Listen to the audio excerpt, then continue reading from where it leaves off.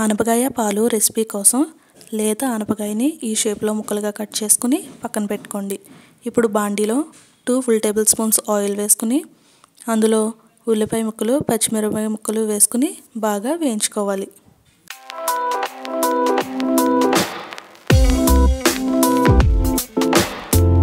ఇందులో 1 full spoon ఉప్పు వేసుకుని ఒకసారి వీటన్నిటిని కూడా బాగా కలుపుకోవాలి.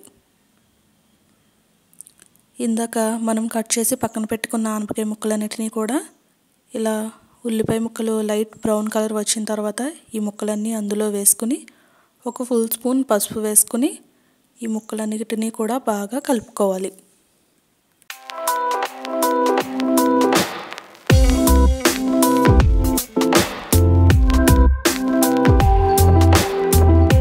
మూత పెట్టి మగ్గనివ్వాలి.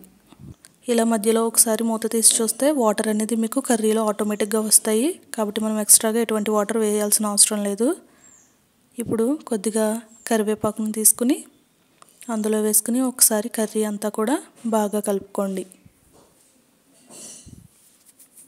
సో కర్రీలో ఇప్పుడు వాటర్ ఉన్నాయి కాబట్టి మనం వాటర్ వేయకుండా ఒక 250 ml పాలని వేసుకుని కర్రీ అంతా కూడా బాగా ఒకసారి కలుపుకోండి.